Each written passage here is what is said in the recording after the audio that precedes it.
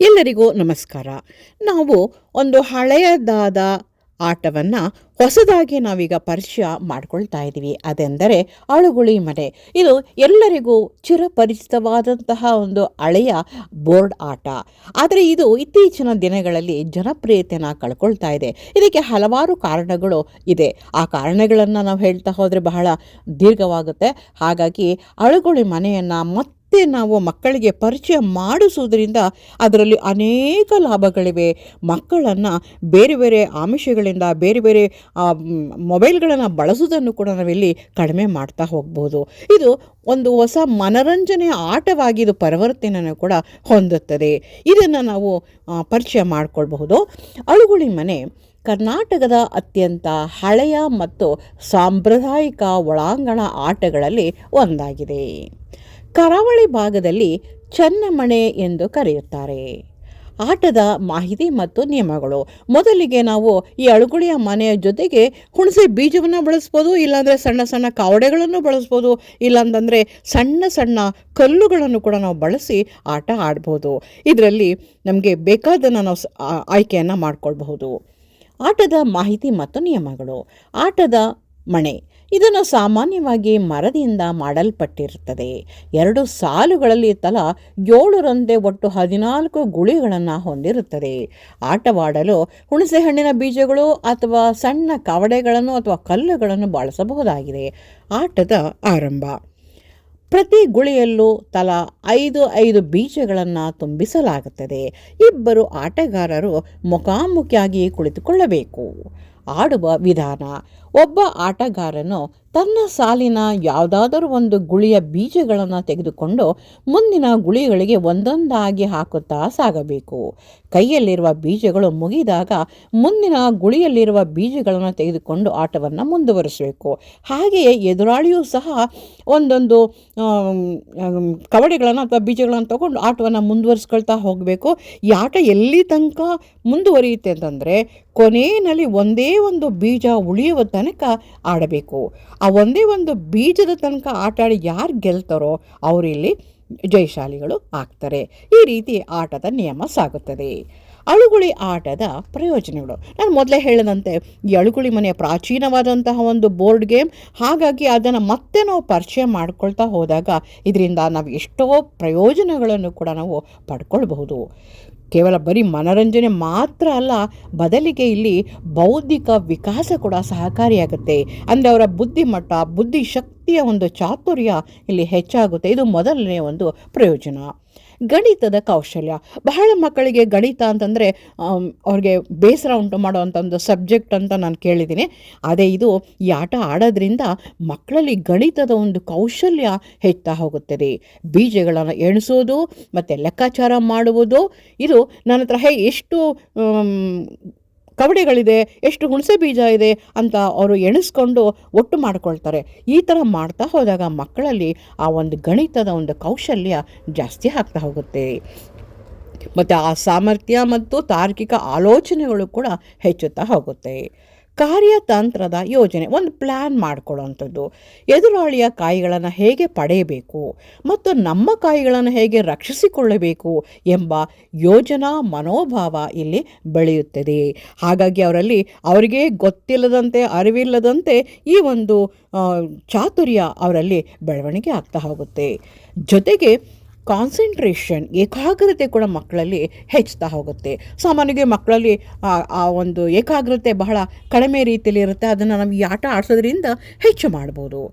ಆಟದಲ್ಲಿ ಸಣ್ಣ ತಪ್ಪು ಮಾಡಿದರೂ ಎದುರಾಳಿಗೆ ಲಾಭವಾಗುವುದರಿಂದ ತೀವ್ರವಾದ ಗಮನವನ್ನು ಕೊಟ್ಟು ಆಟ ಆಡ್ತಾರೆ.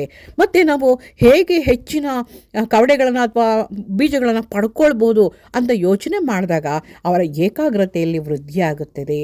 ಮನಸ್ಸು ಏಕಾಗ್ರತೆಯಿಂದ ತಾನು ಹೇಗೆ ಹೆಚ್ಚು ಬೀಜಗಳನ್ನು ಸಂಪಾದನೆ ಮಾಡಬಹುದು ಅನ್ನೋ ಒಂದು ಆಲೋಚನೆಯಲ್ಲಿ ಅವರ ಕಾನ್ಸಂಟ್ರೇಷನ್ ಕೂಡ ಹೆಚ್ಚಾಗ್ತಾ ಹೋಗುತ್ತೆ. ಮತ್ತು ಈ ಒಂದು ಅಳುಗುಳಿ ಮನೆ ಇನ್ನೇನಕ್ಕೆ ಪ್ರಯೋಜನಕ್ಕೆ ಬರುತ್ತೆ ಅಂತ ಅಂದಾಗ ಇದನ್ನು ಒಂದು ಆ್ಯಂಟಿಕ್ ಪೀಸ್ ಥರ ಮನೆಯಲ್ಲಿಟ್ಟು ನಾವು ಅದನ್ನು ಅಲಂಕರಿಸಬಹುದು.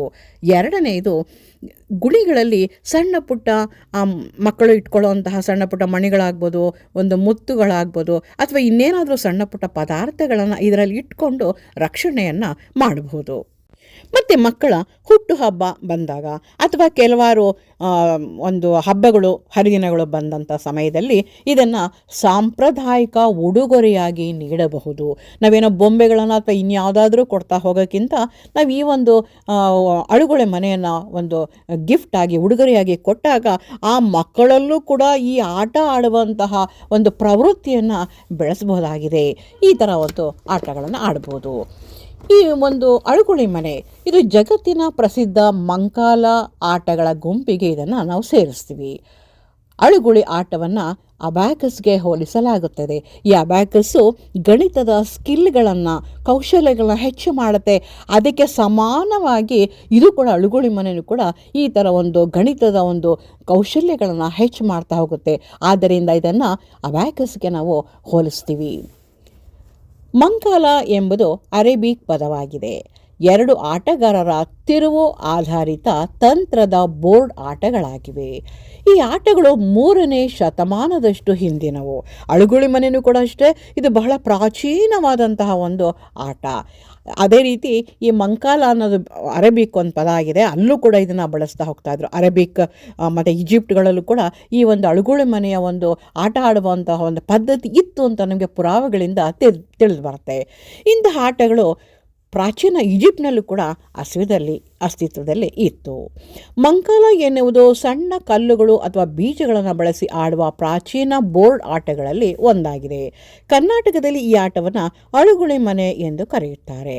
ಈ ಒಂದು ಪದದ ಅರ್ಥ, ಮಂಕಾಲ ಪದದ ಅರ್ಥ, ಮಂಕಾಲ ಎಂಬುದು ಅರೇಬಿಕ್ ಪದವಾದಂತಹ ಮಂಕಲ ದಿಂದ ಬಂದಿದೆ, ಅಂದರೆ ಚಲಿಸುವುದು ಎಂದು ಅರ್ಥ.